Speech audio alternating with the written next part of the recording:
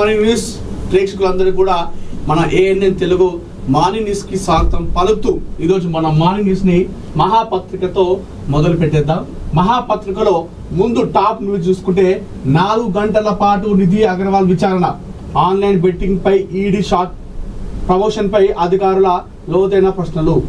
So heroine Nidhi Agarwal పై ఏదైతే తను online betting promotion చేసిందో వాటిపైన ఈడీ షాక్ ఇచ్చింది. ఆ హీరోయిన్ కి లోతైన ప్రశ్నలు కూడా సంధించింది. నిధి అగర్వాల్ మనందరూ తెలిసిందే, ఆంధ్రప్రదేశ్ డిప్యూటీ సీఎం, ప్రముఖ హీరో పవన్ కళ్యాణ్ కథానాయకుడిగా నడిచినటువంటి హరిహర వీరమల్లిలో కథానాయకిగా తను యాక్టింగ్ చేయడం జరిగింది. అయితే పవన్ కళ్యాణ్ హీరోయిన్కి ఈడీ షాక్ ఇచ్చింది. 4 గంటల పాటు విచారణ కూడా జరిగినట్టుకైతే తెలుస్తూ ఉంది. అసలు ఏంటో ఈ వార్త చదివేద్దాం. ఆన్లైన్ బెట్టింగ్ గేమింగ్ యాప్ల ప్రమోషన్ కేసులో టాలీవుడ్ కథానాయిక నిధి అగర్వాల్ని ఎన్ఫోర్స్మెంట్ డైరెక్టరేట్ షాక్ ఇచ్చింది. ఈ వ్యవహారానికి సంబంధించి అధికారుల ఎదుట హాజరైన ఆమెను ఈడీ బృందం సుమారు 4 గంటల పాటు ప్రశ్నించింది. ప్రధానంగా జీత్ విన్ లాంటి గేమింగ్ యాప్ల ప్రచారంలో ఆమె భాగస్వామ్యంపై అధికారులు లోతుగా దర్యాప్తు చేశారు. ఈ ఒప్పందాలకు సంబంధించిన ఒరిజినల్ డాక్యుమెంట్లను పరిశీలించిన అధికారులు ప్రమోషన్స్ కోసం ఆమె అందుకున్న భారీ పారితోషికం వివరాలు, ఆ నగదు హవాలో మార్గంలో వచ్చిందా లేక బ్యాంకింగ్ లావాదేవీల ద్వారా చెల్లించారా అనే అంశాలపై సుదీర్ఘంగా ప్రశ్నించినట్లు సమాచారం. దేశంలో వేల కోట్ల రూపాయల మనీ లాండరింగ్కు పాల్పడుతూ అక్రమంగా విదేశాలకు నిధులు తరలిస్తున్న బెట్టింగ్ నెట్వర్క్పై ఈడీ ఉక్కుపాదం మోపుతోంది. ఇందులో భాగంగానే ఈ యాప్లకు ప్రచారకర్తలుగా వ్యవహరించిన సినీ సెలబ్రిటీలు, సోషల్ మీడియా స్టార్లపై ప్రత్యేక దృష్టి పెట్టి వరుసగా నోటీసులు ఇస్తూ విచారిస్తుంది. విచారణ పూర్తయిన తర్వాత ఈడీ ఆఫీసు నుంచి బయటకు వచ్చిన నిధి అగర్వాల్ను మీడియా ప్రతినిధులు చుట్టుముట్టినప్పటికీ ఆమె ఏ ప్రశ్నకు సమాధానం ఇవ్వకుండా మౌనంగా తన కారులో వెళ్ళిపోయారు. అసలు ఏమొస్తుంది ఈ బెట్టింగ్ యాప్లో ప్రమోషన్లు చేస్తే? అంటే నిధి అగర్వాల్ కాదు, మా టాలీవుడ్లో ఉన్నటువంటి చాలా పెద్ద పెద్ద హీరోలు కూడా, పెద్ద పెద్ద హీరోలు హీరోయిన్లు కూడా ఏంది ఈ బెట్టింగ్ యాప్లు ఏంది, ఈ ప్రమోషన్లు ఏంది? ఈ బెట్టింగ్ యాప్స్ ప్రమోషన్ చేయడం వల్ల అరే మా నిధి అగర్వాల్ చెప్పిందంటే మంచిగా ఆడుకోవచ్చు, ఆమెకొక స్టార్డమ్ ఉంది. ఆమె యాడ్ రాగానే బెట్టింగ్ యాప్ల పైన అలా చూసి అది ఓపెన్ చేసి ఆడతారు. అది ఆడి అలా లక్షలు పోగొట్టుకుంటే పరిస్థితి ఏంది? ఈ బెట్టింగ్ యాప్స్ వల్ల ఎన్నో ప్రాణాలు పోయినాయి, ఎంతోమంది కుటుంబాలు రోడ్డున పడ్డాయి. ఇవి తెలిసినా కూడా ఎందుకు ఈ పైసల కోసం ఈ రకంగా వెళ్తున్నారు? ఇప్పుడు వాళ్ళు హీరోయిన్గా ఇస్తూ ఉన్నారు, చేసినప్పుడు ఆ డబ్బులు వస్తాయి కదా, లక్షలు కోట్లు బాగానే వస్తాయి కదా. మరి ఈ బెట్టింగ్ యాప్ల పిచ్చేంది? ఇంకా అధిక సంపాదన చేసుకోవాలన్నా? అసలు ఏంది ఇది? నాకు అర్థం కాని విషయం. అంటే ఒకప్పుడు హీరోయిన్లు ఇట్లా చేసేటోళ్ళు కాదు కదా.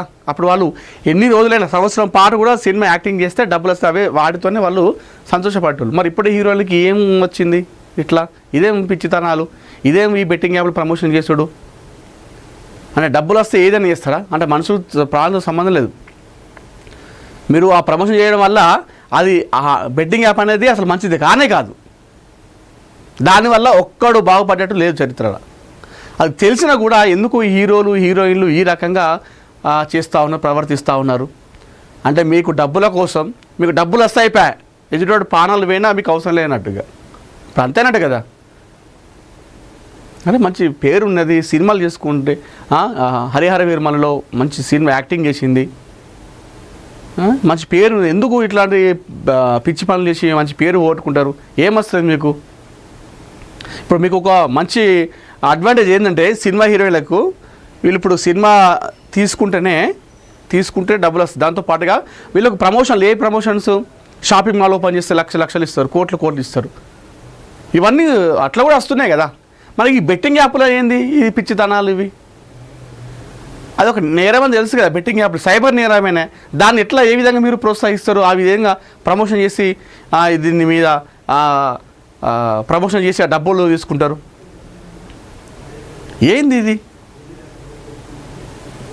ఇప్పుడు అంత మంచి పేరు ఉన్నది నీకు నిధి అగర్వాల్కి, కొత్తగా వచ్చినావు, మంచి యాక్టింగ్ చేస్తున్నావు, మంచి ఆఫర్స్ వస్తున్నాయి. ఈ టైంలో ఈ బెట్టింగ్ ప్రమోషన్ చేస్తే ఏమన్నా అయితే నెక్స్ట్ ఛాన్సెస్ రాకపోతే ఏంది పరిస్థితి?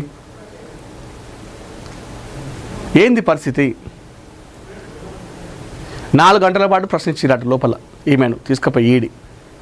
బయటకు వచ్చిన తర్వాత మీడియా వాళ్ళు మొత్తం చుట్టుముట్టారు కదా. ఏమైంది, ఏం అడిగిర్రు, ఏం చేసినావు అని చెప్పేసి అడుగుతారు కదా. అడిగేసరికి అసలు అటు ముఖం కూడా చూడకుండా పోయి కారెక్కి వెళ్ళిపోయింది. ఎందుకు ఇదంతా అవసరం లేదు కదా. నీ సినిమాలు చేసుకుంటూ పోతే నువ్వు బాధ్యతతో వచ్చి మీడియా ముందు మాట్లాడచ్చు. బెట్టింగ్ యాప్స్ చేసుడు వల్లనే కదా ఇప్పుడు మీడియా ముందు చూడగానే భయపడి పారిపోయాను. ఎందుకు ఇదంతా? అరే మంచి సినిమాలు వచ్చినాయి చేసుకుంటూ వెళ్ళిపోతే అయిపోతుంది కదా. షాపింగ్ మాల్స్ అప్పుడప్పుడు ఓపెనింగ్లో, బేకరీ ఓపెనింగ్లో అవి ఓపెన్ చేసుకుంటూ పోతే అయిపోతుంది. ఈ పిచ్చితనాలు ఏందంతా?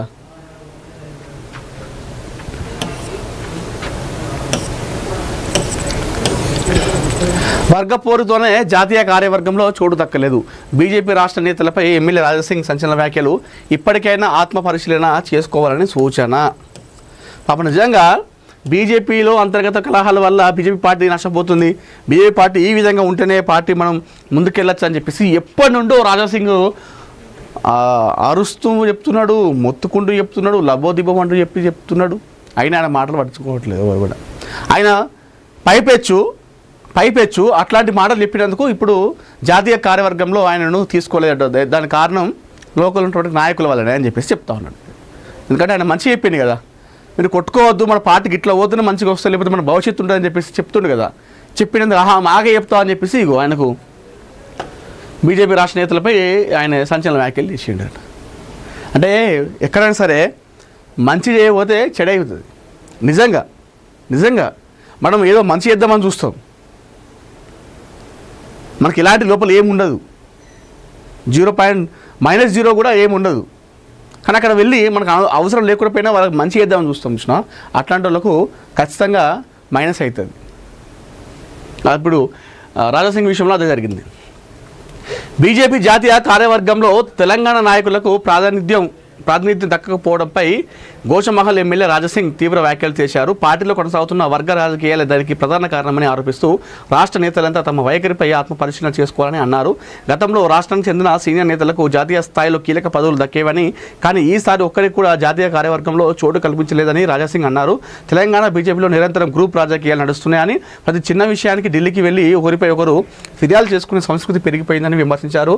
నాయకుల మధ్య ఉన్న ఈ తీవ్ర విభేదాల వల్లే తెలంగాణ నేతలు మారరు అనే ముగింపునకు అధిష్టానం వచ్చి ఉంటుందని, అందుకే ఈ నిర్ణయం తీసుకుందని వ్యాఖ్యానించారు. దేశవ్యాప్తంగా పార్టీని బలోపేతం చేసేందుకు జాతీయ అధ్యక్షుడు నితిన్ నబీల్ నాయకత్వంలో ప్రత్యేక ప్రణాళికలు జరుగుతున్నాయని పేర్కొన్నారు. రాష్ట్ర నేతలంతా పాత విభేదాలను, స్వయం ప్రయోజనాలను పక్కన పెట్టి పశ్చిమ బెంగాల్ తరహాలో ఐక్యంగా పోరాడి తెలంగాణలో పార్టీని అధికారంలోకి తీసుకురావడమే ధ్యేయంగా పనిచేయాలని పిలుపునిచ్చారు.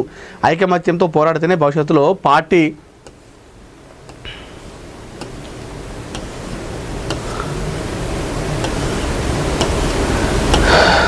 ఇది ఐక్యమత్యంతో పోరాడితేనే భవిష్యత్తులో పార్టీ భవిష్యత్తు ఉంటే తెలంగాణ అంటే ఆయన కాదు స్థానం. తెలంగాణలో ఉన్నటువంటి బీజేపీ రాష్ట్ర నాయకులకు జాతీయ కార్యవర్గంలో అవకాశం కల్పించలేదని చెప్పేసి ఆయన ఆవేదన వ్యక్తం చేస్తున్నాడు. అంటే ఇందాక నేను చెప్పింది కూడా అది నిజమే, అది వాస్తవమే. అయితే ఇక్కడ ఆయన ఇంటెన్షన్ ఏంటంటే తెలంగాణ బీజేపీ నాయకులకు ఒక్కరికి కూడా జాతీయ కార్యవర్గంలో అక్కడ అవకాశం ఇవ్వలేదు. ఎందుకు ఇవ్వలేదంటే తెలంగాణలో బీజేపీ నాయకులు లొల్లి ఈ కొట్లాటల వల్లే చిన్నదానికి పెద్దదానికి పోయి ఢిల్లీకి పోయి చాడీలు చెప్పుకుని ఒకరి మీద ఒకరు ఇవన్నీ చేసిన వల్లే ఈ తెలంగాణ బీజేపీ నాయకులు మారరు అని చెప్పేసి వాళ్ళు ఒక నిర్ణయానికి వచ్చి బీజేపీ అధిష్టానం వీళ్ళకి ఎవ్వరికి కూడా ఆ అవకాశం ఇవ్వలేదట. ఇప్పటికైనా ఈ లొల్లీలు కొట్లాటలు బంద్ చేసి ఏదైతే పశ్చిమ బెంగాల్ తరహాలో అక్కడ ఎన్నికలు వచ్చినప్పుడు అందరు నాయకులు ఏ విధంగా కలిసిపోయారో అట్లా అందరూ కలిసిమెలిసి పోతేనే పార్టీకి భవిష్యత్తు ఉంటుంది. పాపం నిజంగా ఈ రాజాసింగ్ లెక్క ఇప్పుడు ఎవరైతే బీజేపీ తెలంగాణలో ఈ అంతర్గత విభేదాలు కలహాలు పెట్టుకుంటున్నారో, మాటికి పోయి చాడీలు చెప్పుకుంటున్నారో, ఈయనలాగా అందరికీ అట్లుంటే ఇప్పటికీ బీజేపీ తెలంగాణ చాలా ఇంకెక్కువ ఇంప్రూవ్ అయ్యేది.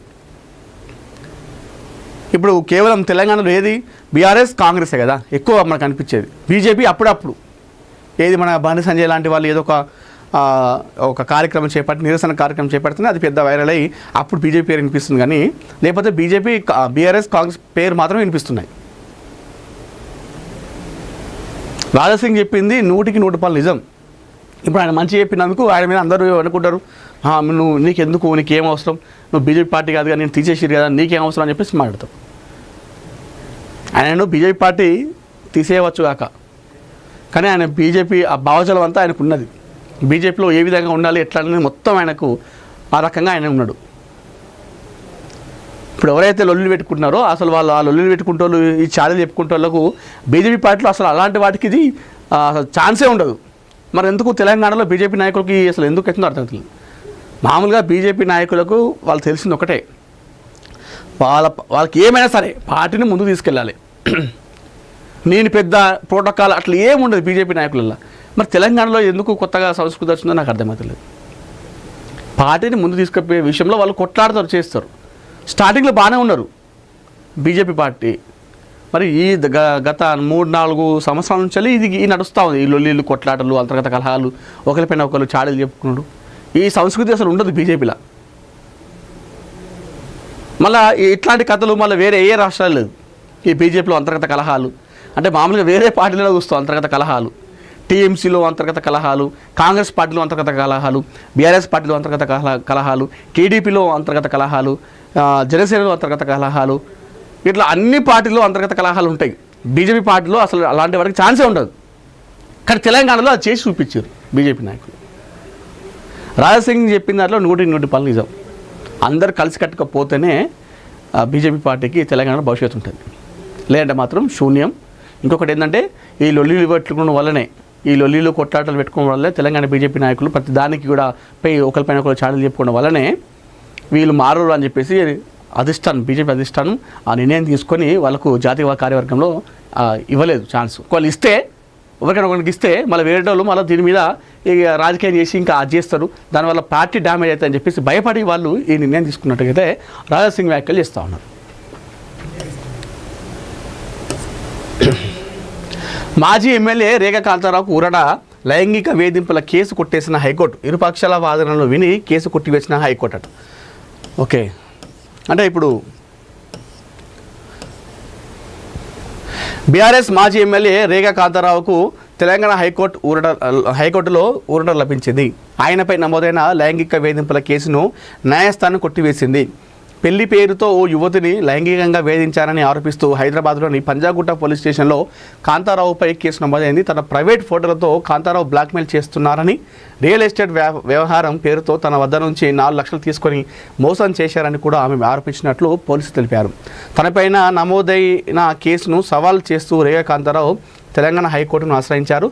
దీనిపై విచారణ చేపట్టిన ధర్మస్థానం ఇరుపక్షాల వాదనలు విన్న అనంతరం ఆయనపై నమోదైన కేసును కొట్టివేసింది. అంటే మరి ఇప్పుడు ఏదైతే పెళ్లి పేరుతో ఓ యువతిని లైంగికంగా వేధించింది తప్పే అన్నట్టే. ఇప్పుడు హైకోర్టు ఏదైతే ఇచ్చిందో దాని ప్రకారం చూసుకుంటే పెళ్లి పేరుతో ఎవరైతే ఆ యువతిని లైంగికంగా వేధించిందని చెప్పేసి అన్నారో అది అబద్ధమే.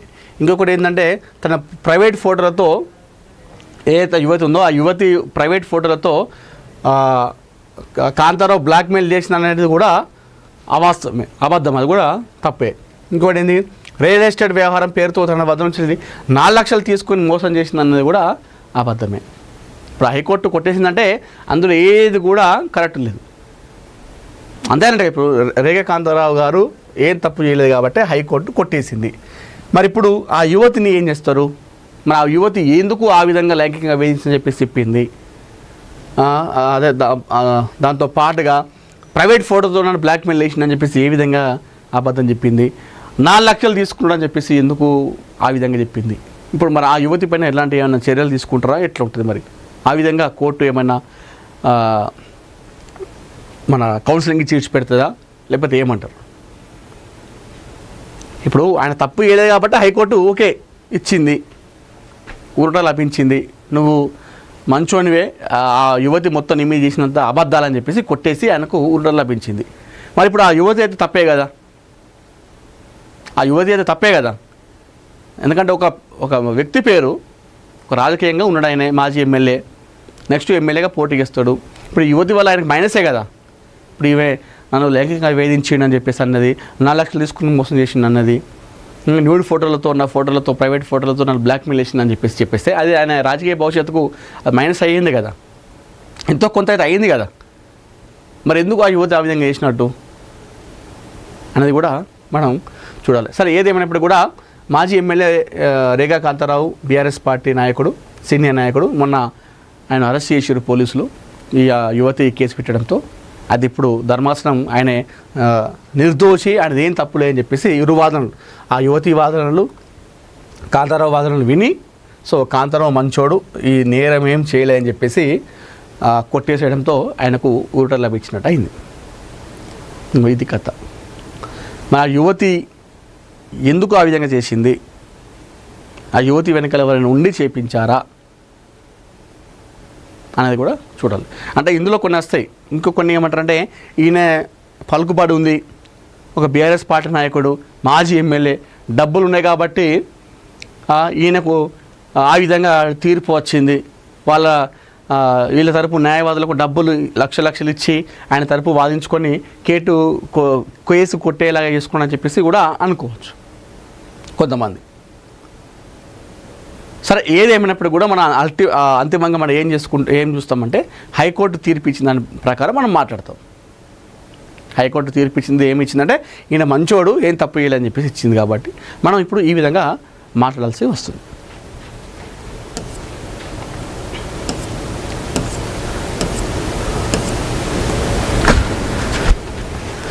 సెక్షన్ 22A ఏంటి, పొరపాటు ఎవరిది? సెక్షన్ 22A ఇప్పుడు తెలంగాణ ప్రజల గుండెల్లో రైలు పరిగెత్తిస్తుంది, హైడ్రాను మించిన భయాన్ని కలిగిస్తుంది.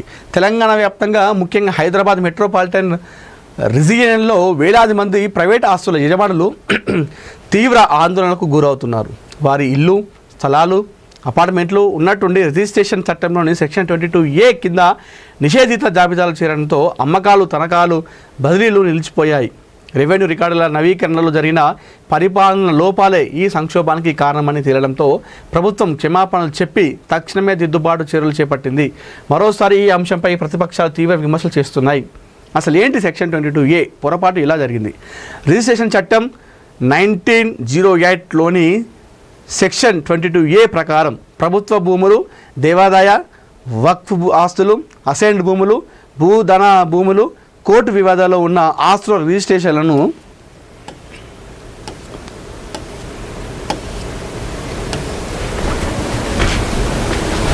నిలిపివేసే అధికారం ప్రభుత్వానికి ఉంటుంది.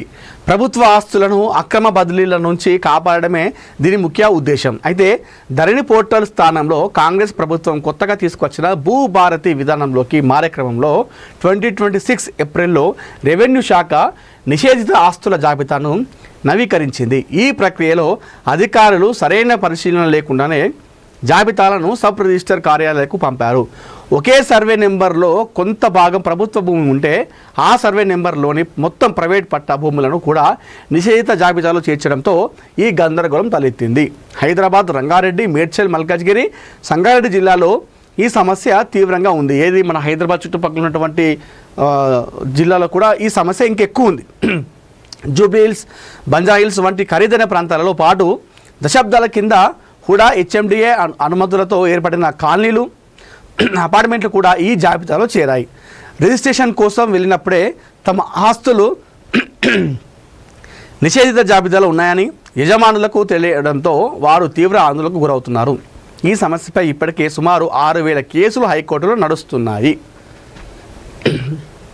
ఈ సెక్షన్ 22A ప్రకారం 1908 అంటే 1908 నుండి ఈ సెక్షన్ 22A అంటే నిషేధిత ప్రాంతం అన్నట్టు. 22 ఏదైతే అక్కడ ఒక ఇల్లు ఏదైతే రిజిస్ట్రేషన్ చేపిస్తే అది ఒకవేళ 22A ప్రకారం సెక్షన్ ప్రకారం ఉంటే అదంతా కూడా నిషేధిత ప్రాంతం.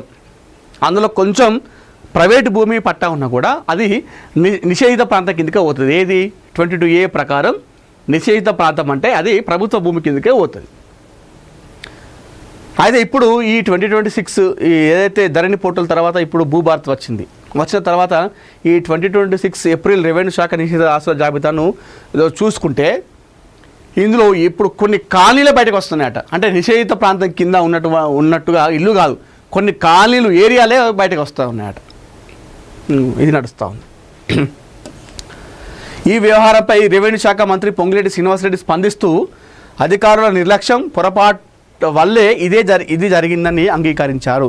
నిజమైన యజమానులకు కలిగిన అసౌకర్యానికి క్షమాపణలు తెలిపారు. సమస్య పరిష్కారానికి ఉన్నత స్థాయి కమిటీని ఏర్పాటు చేశామని, ఫిర్యాదుల కోసం టోల్ ఫ్రీ నెంబర్ కూడా ప్రారంభించామని ప్రకటించారు. 1800-599-4788 ఇది టోల్ ఫ్రీ నెంబర్. అంటే ఫిర్యాదు చేసుకుంటే ఇట్లా ఏమైనా డౌట్ ఉంటే ఈ నెంబర్కి కాల్ చేస్తే వాళ్ళు మొత్తం కూడా చెప్పేస్తారు. ఫిర్యాదు అందిన 3 రోజుల్లో స్పందిస్తామని హామీ ఇచ్చారు. మంగళవారం రాత్రి ముఖ్యమంత్రి రేవంత్ రెడ్డి ఈ విషయంపై మంత్రులు అధికారులతో సమీక్ష నిర్వహించారు. ఆన్లైన్లో స్లాట్ బుక్ చేసుకున్న ఆస్తుల వివరాలను 2 రోజుల్లో ధృవీకరించి అవి ప్రైవేట్ ఆస్తులని తేలితే వెంటనే రిజిస్ట్రేషన్ చేయాలని అదే ఆదేశించారు. 1 అంగుళం ప్రైవేట్ భూమికి కూడా నష్టం జరగనివ్వం అని స్పష్టం చేస్తూ దళారులను ఆశ్రయించవద్దని ప్రజలకు సూచించారు. ఇప్పుడు ప్రభుత్వం దిద్దుబాటు చర్యలు చేపడతా ఉంది. ఏదైతే పాపం కొంతమంది ప్రైవేటు భూములు ఉన్న వాళ్ళు ఎవరైతే ఉన్నారో వాళ్ళ ఈ అంగుళం భూమి కూడా పోనివ్వం అని చెప్తా ఉంది. సో ఇప్పటి నుంచి అయినా దళారులను నమ్మద్దు, మోసపోవద్దు అని చెప్పేసి చెప్తా ఉంది. ప్రతిపక్షాల ఫైర్ డిఫెన్స్లో సర్కార్. ఈ పరిణామంపై ప్రతిపక్షాలు తీవ్ర స్థాయిలో ఫైర్ అవుతున్నాయి. మంత్రి పొంగులేటి శ్రీనివాసరెడ్డి రాజీనామా చేయాలని, డిసెంబర్ 2023 నుంచి జాబితాలో చేర్చిన ఆస్తులపై శ్వేతపత్రం విడుదల చేయాలని బీఆర్ఎస్ నేత హరీష్ రావు డిమాండ్ చేశారు. జాబితా నుంచి పేరు తొలగించడానికి కొందరు అధికారులు కమిషన్లు డిమాండ్ చేస్తున్నారని ఆయన ఆరోపించారు. బాధితులకు ఉచిత న్యాయం స్థానం అందించేందుకు తెలంగాణ భవన్లో లీగల్ ఎయిడ్ సెల్ను ప్రారంభించారు. బీజేపీ నేతలు కూడా ప్రభుత్వ తీరును తప్పుపట్టారు. కాంగ్రెస్ ప్రభుత్వం అధికారంలోకి వచ్చాక ఉద్దేశపూర్వకంగా ఏ ఒక్క ప్రైవేట్ ఆస్తిని జాబితాలో చేర్చలేదని, కేవలం పొరపాట్లను సరిదిద్దే ప్రయత్నం చేస్తున్నామని ప్రభుత్వ వర్గాలు స్పష్టం చేస్తున్నాయి.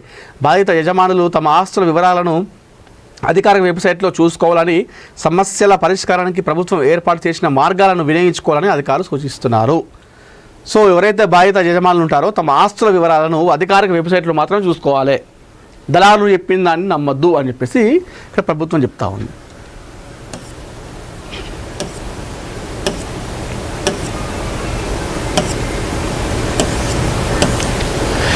ఏపీలో మున్సిపల్ ఎన్నికల నగారా గ్రీన్ సిగ్నల్ ఇచ్చిన రాష్ట్ర ప్రభుత్వం. ఆంధ్రప్రదేశ్లో మున్సిపల్ ఎన్నికల నిర్వహణకు రాష్ట్ర ప్రభుత్వం గ్రీన్ సిగ్నల్ ఇచ్చింది. ఇందుకు సంబంధించి అవసరమైన అన్ని ముందస్తు చర్యలు, కార్యాచరణను వేగవంతం చేయాలని అధికార యంత్రాంగాన్ని ప్రభుత్వం ఆదేశించింది.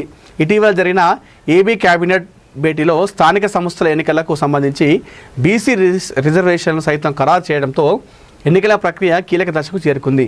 రాష్ట్రంలో ఇప్పటికే 87 మున్సిపాలిటీల్లో పాలక వర్గాలు గడువు ముగియగా నవంబర్ నాటికి మరో 13 పాలక వర్గాల పదవీ కాలం పూర్తి కానుంది. దీంతో మొత్తం 100 పురపాలికలకు త్వరలోనే ఎన్నికల నగారం పొంగనుంది. ప్రభుత్వం నుంచి అధికారిక అనుమతి లభించడంతో తదుపరి ఎన్నికల షెడ్యూల్, ఏర్పాట్ల ప్రక్రియ అంతా రాష్ట్ర ఎన్నికల సంఘం పరిధిలోకి వెళ్ళనుంది. మరోవైపు మున్సిపల్ ఎన్నికల నిర్వహణ సంకేతాలతో రాష్ట్రంలో రాజకీయ వాతావరణం ఒక్కసారిగా వేడెక్కింది. ఎన్నికల్లో సత్తా చాటేందుకు అధికార కూటమి పక్షాలు ఇప్పటికే పూర్తి స్థాయిలో సన్నద్ధమవుతుండగా ప్రతిపక్ష వైఎస్ఆర్ కాంగ్రెస్ పార్టీ అధ్యక్షుడు వైఎస్ జగన్మోహన్ రెడ్డి సైతం పార్టీ శ్రేణులు స్థానిక సంస్థల ఎన్నికలకు సమాయత్తం కావాలని పిలుపునిచ్చారు. రిజర్వేషన్ల ప్రకటన, ఓటర్ల జాబితాల సవరణ వంటి కసరత్తులు వేగవంతం అవుతుండటంతో క్షేత్రస్థాయిలో పార్టీలని ప్రతి వ్యూహాలకు పదును పెడుతున్నాయి. ఇది కథ. ఏపీలో మున్సిపల్ ఎన్నికల నగరం పోయిందట. అయితే కొన్ని ఇప్పటికే ముగిసిపోయినాయి వాళ్ళ పదవీ కాలం. అయితే నవంబర్ నాటికి మరో 13 పాలక వర్గాల పదవీ కాలం కూడా పూర్తవుతున్నాయట. సో నవంబర్లో అయిపోతే నాకు తెలిసి డిసెంబర్లో ఎన్నికలు జరుగుతాయి. ఇవి జనవరిలో వచ్చేటువంటి కొత్త సంవత్సరంలో ఈ నూతన పాలక వాళ్ళను కూర్చోబెడతారు. సో ఖచ్చితంగా మనం ఇందులో చెప్పచ్చు, ఏదైతే ఏపీలో జరిగేటువంటి మున్సిపల్ ఎన్నికల్లో ఖచ్చితంగా అక్కడ ఉన్నటువంటి టీడీపీ జనసేన బీజేపీ 3 కూడా అక్కడ కూటమి ప్రభుత్వం ఉంది కాబట్టి ఆ కూటమి ప్రభుత్వం ఉన్నటువంటి అభ్యర్థులే గెలుస్తారు. పక్కా అక్కడ వాళ్ళే ఎక్కువ ఎన్ని మున్సిపాలిటీలు ఉన్నాయో అత్యధికంగా భారీగా వాళ్ళే గెలుస్తారు అత్యధిక స్థానాల్లో. అది ఎవరైనా చెప్పచ్చు. ఎందుకంటే ఏ పార్టీ ప్రభుత్వం ఉంటే ఆ పార్టీ నుండి ఎవరైతే నిల్చుంటారో వాళ్ళే ఎక్కువ గెలిచే అవకాశాలు ఉన్నాయి. సర్పంచ్ ఎన్నికలైనా, ఎంపీడీసీ, జెడ్పీటీసీ అయినా, మున్సిపల్ అయినా, కార్పొరేషన్ అయినా, ఏదైనా సరే ప్రస్తుతం తెలంగాణలో ఆంధ్రప్రదేశ్లో ఇప్పుడు ఈ మున్సిపల్ ఎన్నికలు పెడితే ఆ మున్సిపల్ ఎన్నికల్లో ఖచ్చితంగా టీడీపీ జనసేన బీజేపీ అభ్యర్థులే గెలుస్తారు. అత్యధిక స్థానాలు మున్సిపల్లో వాళ్ళే ఎక్కువ జెండా ఎగిరిస్తారు. ఇది కామన్. కానీ ఇక్కడ ఒక సమస్య వచ్చింది. ఏంటంటే అక్కడ ఇప్పుడు వచ్చేటువంటి ఏదైతే ఆ కూటమి అది ఏదైతే ఎన్నికలు ఉన్నాయి మున్సిపల్లో, ఆ మున్సిపల్లో టీడీపీ అభ్యర్థులు ఎంతమంది నిల్చోబెడతారు, జనసేన అభ్యర్థులను ఎంతమంది నిల్చోబెడతారు అనేది కూడా చూసుకోవాలి. టీడీపీ నుండి ఎంతమంది నిల్చోబెడతారో జనసేన నుండి కూడా అంత కాకపోయినా కొంచెం అటు ఇటు అయినా కూడా పర్లేదు. కానీ మొన్న స్థానిక ఏది మన ఎన్నికల్లో జరిగినాయి కదా, ఆ ఎన్నికలలాగా ఏది 21 సీట్లు ఇచ్చి జనసేన పార్టీకి ఆ విధంగా ఇచ్చినట్టయితే మాత్రం ఇప్పుడు అక్కడ ఊరుకోరు, పెద్ద గొడవలు అయితే కూడా. పవన్ కళ్యాణ్ ఒకవేళ ఆ విధంగా బాగా వీళ్ళు 100 సీట్లు 100 నిల్చొని వీళ్ళకి 30 ఇస్తుంటే మాత్రం పవన్ కళ్యాణ్ కూడా దానికి పవన్ కళ్యాణ్ ఒప్పుకుంటే కూడా పవన్ కళ్యాణ్ కూడా తప్పు పడతారు చాలామంది జనసేన నాయకులు కార్యకర్తలు కూడా. ఇప్పుడు టీడీపీకి ఇది ఒక కత్త మీద సాము లాంటి చంద్రబాబు నాయుడు గారికి.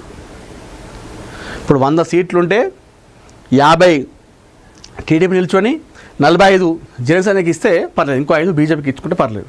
కానీ వీళ్ళు 70 నిల్చొని 30 జనసేనకి ఇచ్చి చేస్తుంటే మాత్రం అక్కడ కలవది, పెద్ద లొల్లిలు అయితే కొట్లాడవుతుంది.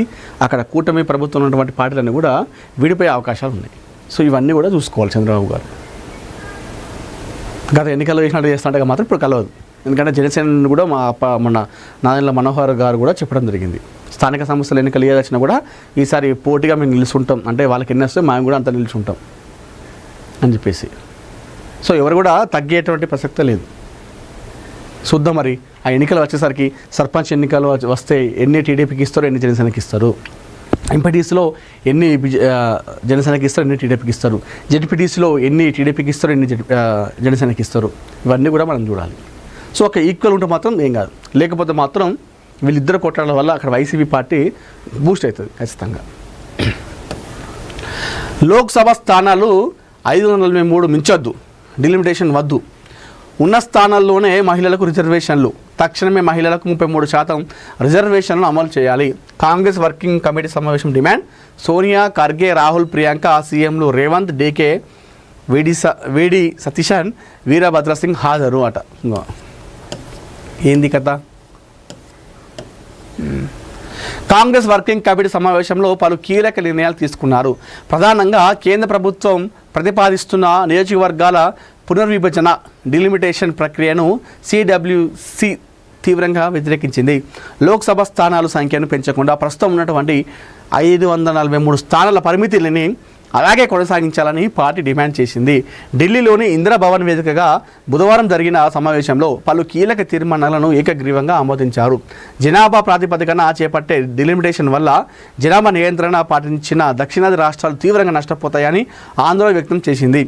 మహిళా రిజర్వేషన్ల అమలును డిలిమిటేషన్ ప్రక్రియతో ముడిపెట్టడం సరికాదని, ప్రస్తుతం ఉన్న 543 లోక్సభ స్థానాల్లోనే తక్షణమే మహిళలకు 33% రిజర్వేషన్ కల్పించాలని కాంగ్రెస్ నాయకులు స్పష్టం చేసింది. వందే మాతరం 2 చరణాలే. వందే మాతర జాతీయ గీతాలాపనపై కొనసాగుతున్న వివాదంపై చర్చిస్తూ 1937 నాటి సిడబ్ల్యూసి తీర్మానానికి అనుగుణంగా మొదటి 2 చరణాలను మాత్రమే ఆలపించాలనే విధానానికి కట్టుబడి ఉంటామని కాంగ్రెస్ వర్కింగ్ కమిటీ పునరుద్ఘాటించింది. మరోవైపు సరిహద్దుల్లో చైనా దురాక్రమణలు, చొరబాట్ల వ్యవహారంపై కేంద్ర ప్రభుత్వ వైఖరిని సిడబ్ల్యూసి తీవ్రంగా తప్పుపట్టింది. సరిహద్దుల్లోని వాస్తవ పరిస్థితులను దేశ ప్రజలకు వెల్లడించడంలో ప్రభుత్వం పూర్తిగా విఫలమైందని ధ్వజమెత్తింది. భారత భూభాగాన్ని ఆక్రమించేందుకు చైనా చేస్తున్న కుట్రలపై ప్రధాని నరేంద్ర మోడీ మౌనం వీడి దేశానికి స్పష్టమైన సమాధానం చెప్పాలని నాయకులు డిమాండ్ చేశారు. జాతీయ భద్రత విషయంలో ఎలాంటి రాజీ పడే ప్రసక్తి లేదని, ఈ అంశంపై పార్లమెంటులో లోతైన చర్చ జరగాలని తీర్మానించారు. విద్యార్థులు, నిరుద్యోగ యువత సమస్యలపై రాజీ లేని పోరాటం చేస్తామని పార్టీ శ్రేణులు ప్రజల్లోకి వెళ్ళి కేంద్ర ప్రభుత్వ వైఫల్యాలను ఎండగట్టాలని సిడబ్ల్యూసి పిలుపునిచ్చింది. ఇది గత లోక్సభ స్థానాలు ప్రస్తుతం దేశంలో, అంటే ఎంపీ స్థానాలు దేశం మొత్తంగా ఓవరాల్గా చూసుకుంటే 543 ఎంపీ స్థానాలు ఉన్నాయి. అయితే ఇప్పుడు ఈ ఏదైతే లోక్సభ ఈ స్థానాలను పునర్విభజన పేరుతో కేంద్ర ప్రభుత్వం ఈ సంఖ్యను పెంచేటువంటి ప్రయత్నం చేస్తూ ఉంది. అయితే ఈ నేపథ్యంలో ఆ సంఖ్య మించద్దు, అదే ఉండాలి. దాన్ని పెంచి డిలిమిటేషన్ చేస్తా అంటే కుదరదు. ఆ ఎంపీ స్థానాలను పెంచి మీరు మహిళలకు రిజర్వేషన్ ఇస్తా అంటే కలవదు. ఇప్పుడు ఏదైతే స్థానాలు ఉన్నాయో 543 ఆ స్థానాలు ఉన్నప్పుడే మహిళలకు 33% రిజర్వేషన్ కల్పించాలి అని చెప్పేసి కాంగ్రెస్ పార్టీ ఇక్కడ నిర్ణయం తీసుకుంది. సో నిన్న చాలామంది నాయకులు, ముఖ్యమంత్రులు కాంగ్రెస్ పార్టీ నుండి గతంలో ఉన్నటువంటి స్పీకర్లు అందరూ కూడా హాజరు కావడం, మీరా కుమార్ లాంటి అందరూ కూడా హాజరు కావడం జరిగింది. డీకే శివకుమార్, రేవంత్ రెడ్డి ఇట్లా చాలామంది నాయకులు కూడా హాజరై ఈ విషయంపైన చర్చించారు. సో కేంద్ర ప్రభుత్వం 543 ఏదైతే సంఖ్య ఉందో ఎంపీ స్థానాలది దానికి మించద్దు అని చెప్పేసి వాళ్ళు డిమాండ్ చేశారు. వాటిని పెంచి మీరు డిలిమిటేషన్ చేసుడు ఇది కుదరదు. 543 ఎంపీ స్థానాలు ఉన్నప్పుడే మహిళలకు 33% రిజర్వేషన్ పెట్టాలి అని చెప్పేసి వాళ్ళు చెప్తా ఉన్నారు. వందే మాతరం గీతాలాపన ఏదైతుందో 1937 ప్రకారం అప్పుడు ఏదైతే తీర్మానం ఉందో ఆ తీర్మానం ప్రకారమే ఆ 2 చరణాలు మాత్రమే మేము కట్టుబడి ఉంటామని చెప్పేసి చెప్తా ఉన్నారు. ఇది జరిగిన కథ.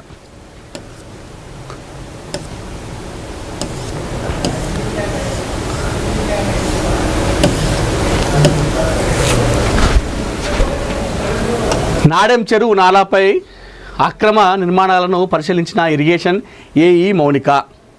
అక్రమ నిర్మాణాలపై చర్యలు ఎప్పుడంటూ బాధితుల నిలదీత ఉన్నతాధికారుల దృష్టికి తీసుకెళ్లి చర్యలు తీసుకుంటామంటూ స్పష్టీకరణ. అక్రమ నిర్మాణాలను అడ్డుకోకపోతే నాలా ఒడ్డునే టెంటు వేసి ధర్నాకు దిగుతాం, వరద బాధితుల అల్టిమేటం. కాలనీల ప్రతినిధులతో మాట్లాడుతున్న ఏఈ మౌనిక.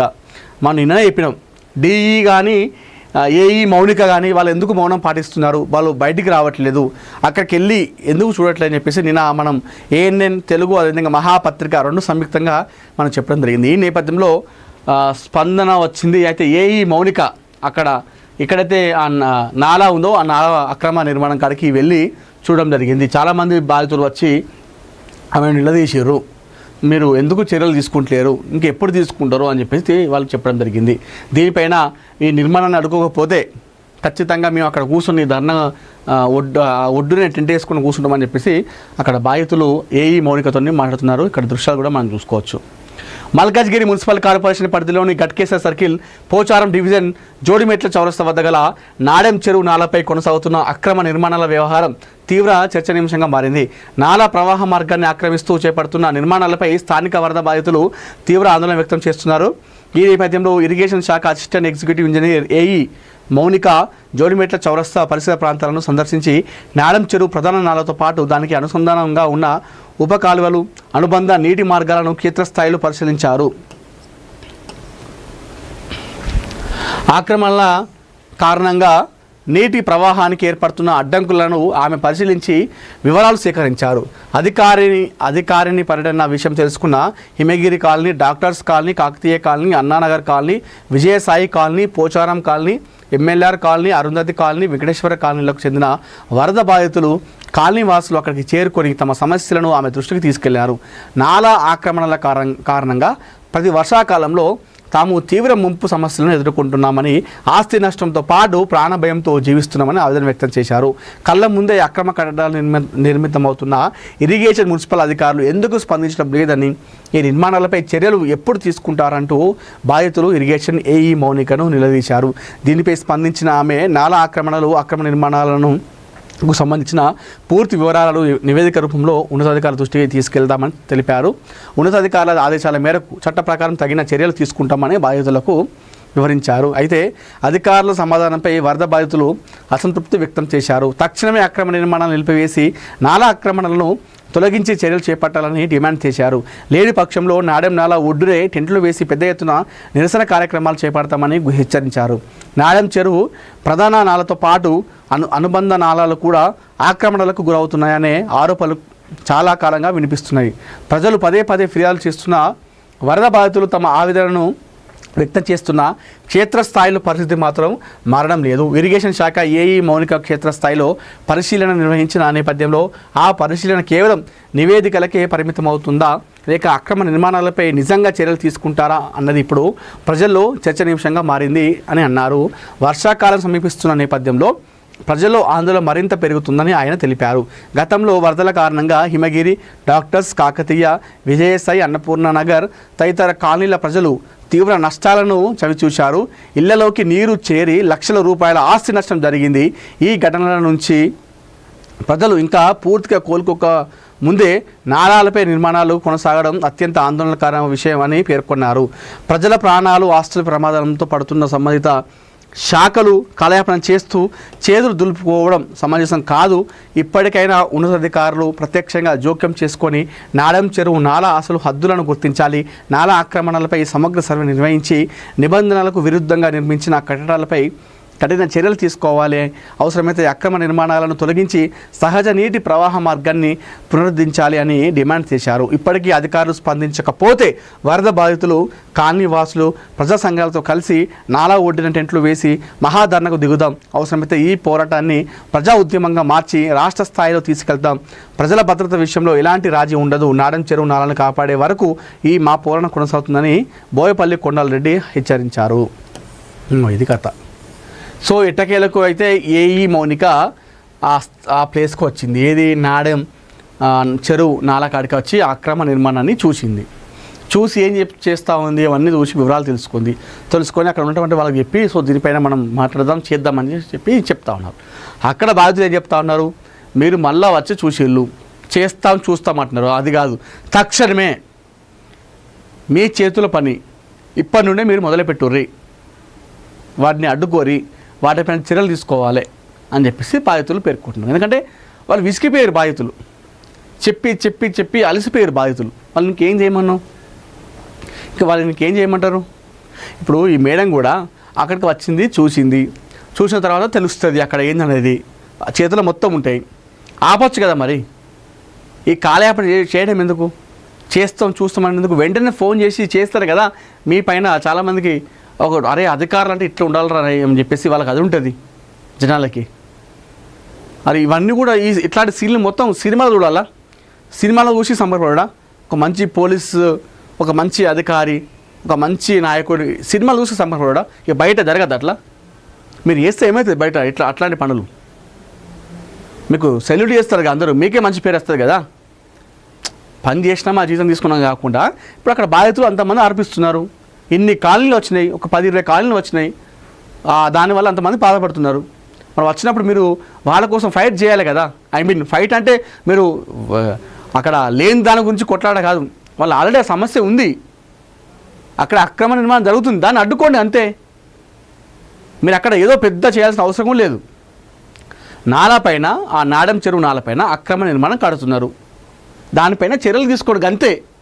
తీసుకుంటే చాలు. మీరు ఎంతో మంది కాలనీకి అక్కడ మీరు హీరో అవుతారు, మీకు సెల్యూట్ చేస్తారు. ఆడికి వెయ్యి చూస్తాం నెక్స్ట్ చర్యలు తీసుకుంటాం అని చెప్పేస్తే వాళ్ళకు లేదు. ఎందుకంటే గతంలో ఎన్నిసార్లు ఆఫీసుల చుట్టూ తిరిగి చెప్పులు అరిగినాయి. ప్రజావానికి కంప్లైంట్ రాసి ఇప్పుడు ఆ పేపర్ కూడా లేవాట వాళ్ళ దగ్గర. ఆ కాగితాలు కూడా మొత్తం అయిపోయినాయి. వాళ్ళు రాసుడు ఇచ్చుడు, వాళ్ళు తీసుకుపోయి చేతపట్లో వారేసుడు, రాసుడు ఇచ్చుడు పారేసుడు. ఆ పేపర్ కూడా లేకుండా అన్ని రాసిరట ఆ కంప్లైంట్ బాక్స్లో ప్రజావానికి. ఎక్కడ రెస్పాన్స్ లేదు. మరి అందుకే ఇప్పుడు మీరు వచ్చిర్రు చూసి చేస్తామని చెప్పిస్తే వాళ్ళకి ఎట్లా అనుమానం ఉంటుంది. వీళ్ళు మళ్ళీ చేయరు కథ, వచ్చి చూసిపోయారు అంటే ఇది మళ్ళీ కొన్ని రోజులు ఇది ఇట్లనే అయిపోతుంది, అప్పటికి ఆ నిర్మాణం పూర్తయిపోతే వాళ్ళు అన్నీ కూడా పనులు చేసుకుంటారని చెప్పేసి ఒక భయం ఉన్నది వాళ్ళకు. ఇప్పుడు ఈ ఒక్క నిర్మాణం వల్ల, ఈ నా చెరువు చేయడం వల్ల కొన్ని కాలనీలు ముంపుకు గురవుతున్నాయి. ఆస్తి నష్టంతో పాటు ప్రాణ భయం కూడా వాళ్ళకు ఉంది. బిక్కుమంటూ గడుపుతున్నారు వర్షం కొడితే.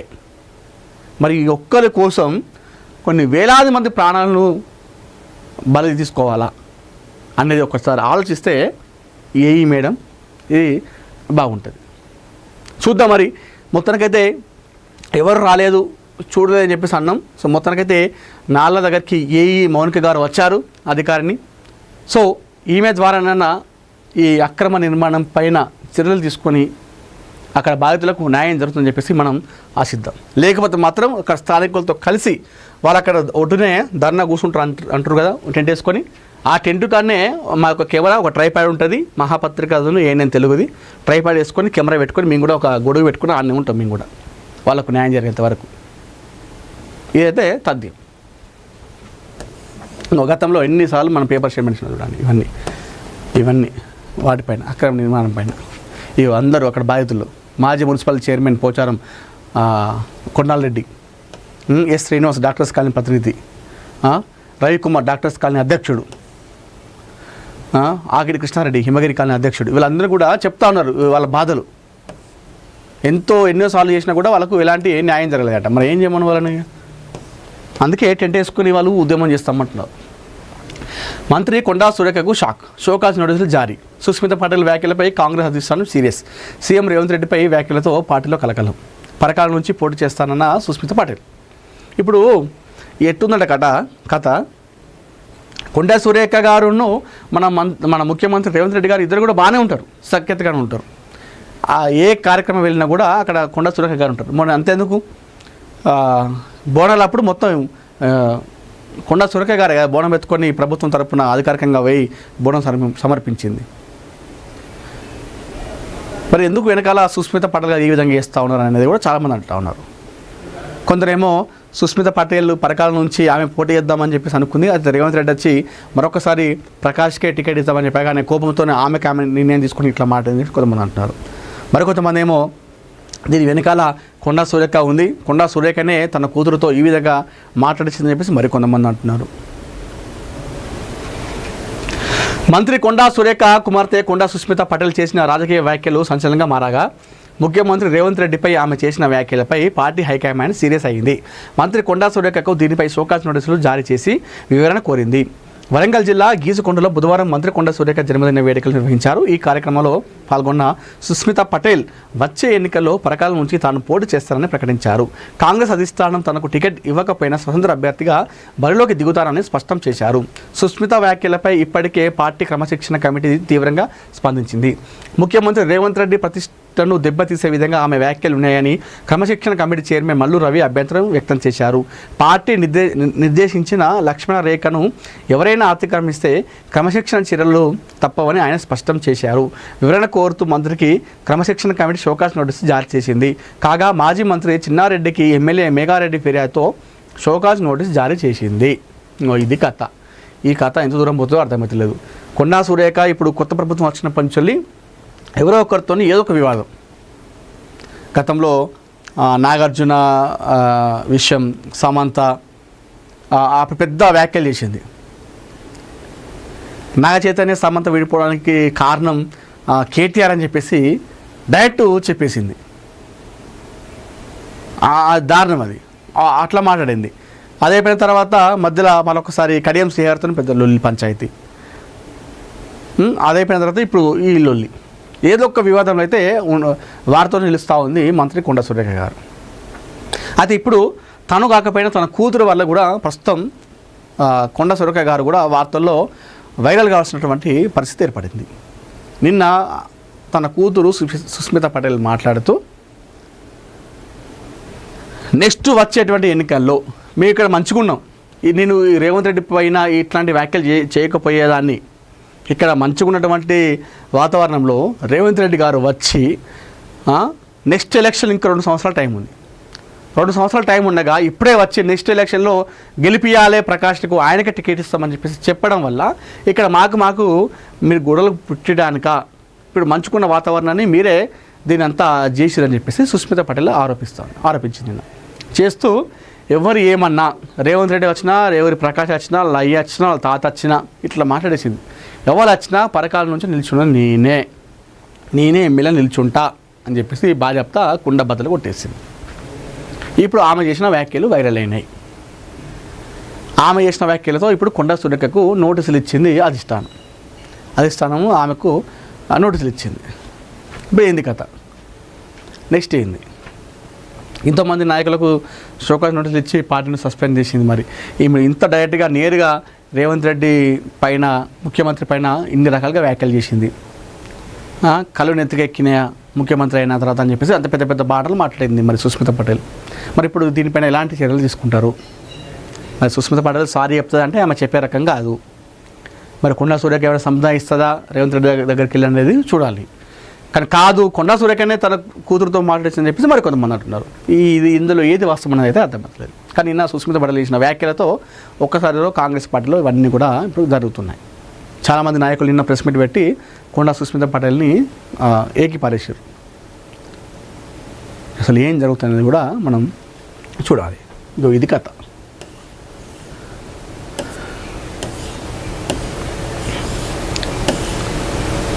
స్థానిక ఎన్నికలకు సిద్ధం కాండి.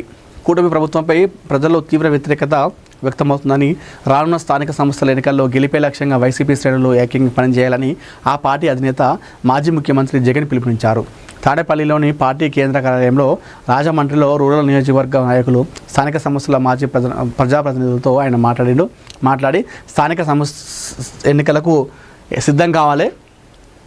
సో ఇప్పటికే కూటమి ప్రభుత్వం పైన వ్యతిరేకత వచ్చింది ప్రజల్లో. సో దాన్ని మనం క్యాచ్ చేసుకోవాలి, అందరూ సిద్ధం కాండి, మనం గెలుస్తాం పక్కా అని చెప్పేసి దిశానిర్దేశం చేయడం జరిగింది. గెలిపే లక్ష్యంగా వైసీపీ శ్రేణులు మొత్తం కూడా ఐక్యంగా పనిచేయాలి. మీకు ఎన్నో లొల్లులు ఉండొచ్చు, కొట్లాట్లు ఉండొచ్చు, వాటిని పక్కన పెట్టేసి ఈ ఎన్నికలు వస్తున్నాయి కాబట్టి అందరూ కూడా ఐకమత్యంగా దగ్గర ఉండి పనిచేసి మనం గెలవాలి. స్థానిక సంస్థల ఎన్నికల్లో వైసీపీ జెండా ఎగురవేయాలి. ఎందుకంటే ఆల్రెడీ వాళ్ళపైన మనం పెద్ద కష్టపడాల్సిన అవసరం లేదు.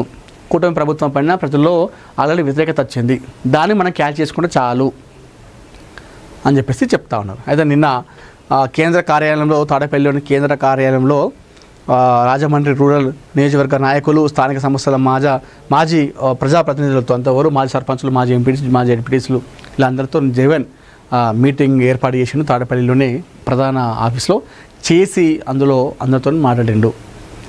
సో ఇప్పుడు స్థానిక సంస్థల ఎన్నికలు కాబట్టి ఇప్పుడు జగన్ గారు ఆ ఎన్నికల మీద దృష్టి పెట్టడం జరిగింది. సరే ఏదేమైనప్పటికీ కూడా అక్కడ ఏ పార్టీ ప్రభుత్వం ఉంటే అది కామన్. ఇందాక నేను చెప్పినట్టు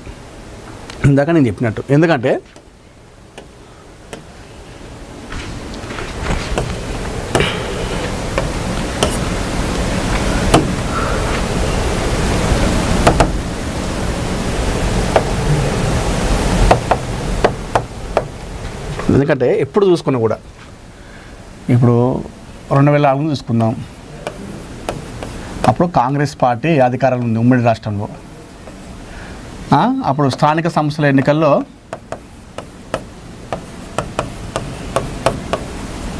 వీళ్ళే గెలిచారు, ఎందుకంటే ఇదే అధికారం ఉంది కాబట్టి. మళ్ళా 2009లో కూడా స్థానిక సంస్థలు మళ్ళీ కాంగ్రెస్ పార్టీ గెలిచింది, ఎందుకంటే అధికారంలో వాళ్ళు ఉంటారు కాబట్టి. 2014లో ఇక్కడ తెలంగాణలో బీఆర్ఎస్ పార్టీ స్థానిక ఎన్నికలు చేసింది, ఎందుకంటే ఇది అధికారంలో ఉంది కాబట్టి. 2018లో బీఆర్ఎస్ పార్టీ స్థానిక సంస్థల ఎన్నికల్లో గెలిచింది మళ్ళీ ఒకసారి, ఎందుకంటే అధికారంలో ఉన్నది ఇదే పార్టీ కాబట్టి. మళ్ళీ అక్కడ 2014లో ఆంధ్రప్రదేశ్లో టీడీపీ అక్కడ గవర్నమెంట్ ఫామ్ చేసింది, అక్కడ స్థానిక సంస్థలో అది గెలిచింది, ఎందుకంటే అధికారం ఉంది వాళ్ళు కాబట్టి. 2019లో ఆంధ్రప్రదేశ్లో వైసీపీ అక్కడ అధికారం ఉంది కాబట్టి వాళ్ళే స్థానిక సంస్థల ఎన్నికలు గెలిచారు. హెన్స్ ప్రూవ్డ్, ఇవన్నీ జరగకుండా వస్తున్నాయి. ఇప్పుడు మన ఇక్కడ 2023లో తెలంగాణలో మరొకసారి కాంగ్రెస్ పార్టీ ప్రభుత్వం ఏర్పాటు చేసింది కాబట్టి మళ్ళీ వీళ్ళే గెలిచారు, ఎందుకంటే అధికారంలో ఉంది కాంగ్రెస్ పార్టీ కాబట్టి. సో ఇప్పుడు ఇక్కడ 2026లో ఇప్పుడు అక్కడ ఎవరు ఉంది, కూటమి ప్రభుత్వం ఉంది అధికారంలో. సో ఈ స్థానిక సంస్థల ఎన్నికలు ఎవరు గెలుస్తారంటే కూటమి ప్రభుత్వం గెలుస్తారు, ఎందుకంటే అధికారంలో ఉంది. సో ఇది కామన్, ఎక్కడైనా ఇలా పెద్ద మనం ఆలోచించాల్సిన అవసరం లేదు. ఇప్పుడు వైసీపీ ఓడిపోతే కూడా అయ్యో వైసీపీ ఓడిపోయిన అనేటువంటి అవసరం కూడా లేదు, ఎందుకంటే ఏ పార్టీ ప్రభుత్వాలు ఉంటే ఆ జరిగేటువంటి నెక్స్ట్ ఎన్నికలు ఏదైనా సరే, అంటే స్థానిక ఎన్నికలు, సర్పంచ్ ఎన్నికలు, మున్సిపల్ ఎన్నికల్లో ఆ అధికారం ఉన్నటువంటి పార్టీనే జెండా ఎగరేస్తుంది, అది కామన్. సో ఇవి ఈరోజు ఏఎన్ఎన్ తెలుగు మార్నింగ్ న్యూస్. మరిన్ని ఇంట్రెస్టింగ్ వార్తల కోసం చూస్తూనే ఉండండి ఏఎన్ఎన్ తెలుగు.